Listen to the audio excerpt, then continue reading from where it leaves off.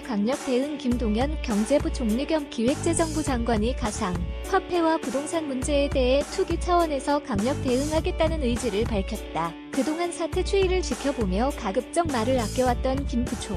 리가 강경 모드로 전환하는 신호탄이 아니냐는 시각도 있다. 대학생 리더십 강연하는 부총리 김동연 경제부총리 겸 기획재정부 장관이 16일 서울 여의도 국회의원회관에서 열린 제10회 대학생 리더십 아카데미에서 강연을 하고 있다.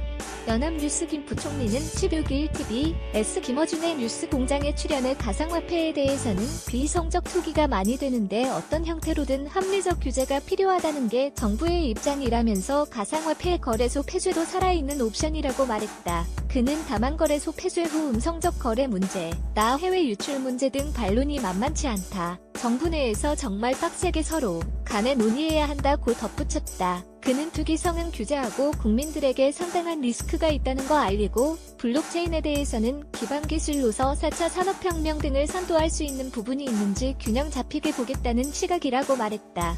김 부총리는 비트코인의 폭등 폭락이 책임이라는 지적에 대해서는 비트코인에는 비성적 투기가 분명히 있다면서 이는 정부가 사전적으로 충분히 좋은 대책을 만들지 못해 나타난 현상이라는 측면에서 반성할 점이 있다고 생각하는데 투기는 개인의 책임이라고 말했다. 이어 조속한 시일 내에 진지하면서도 국민이 보고 거기에 따라 행동할 수 있는 종합대책을 내겠다면서 정부가 가상화폐 대책과 관련 규명하고 일관된 메시지를 주지 못했다는 데 대해 선은 송구하게 생각한다고 말했다.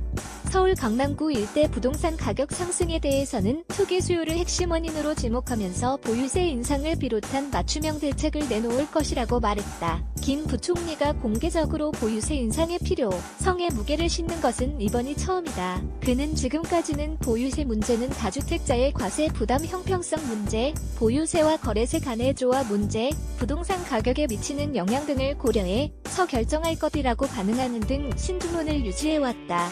다만 김 부총리는 예상 가능한 부작용을 언급하며 고민이 적지 않다는 걸 시사했다. 그는 강남 4구 등 부동산 가격의 원칙은 해당 지역 맞춤형이라고 전제한 뒤 보유세 등이 가격을 잡기 위한 수단으로 얼마나 작동할지 면밀히 봐야 한다. 부동산 가격이나 특정 지역을 타깃으로 하는 것은 어떤 효과가 있을지 면밀히 분석해야 한다고 덧붙였다.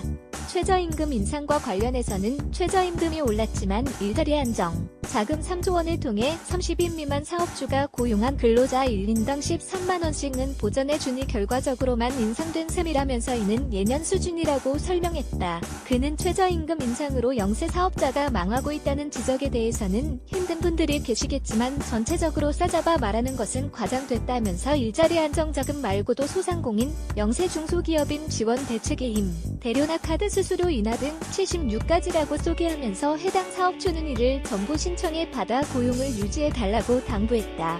세종 강국진 기자 비툴루 솔 코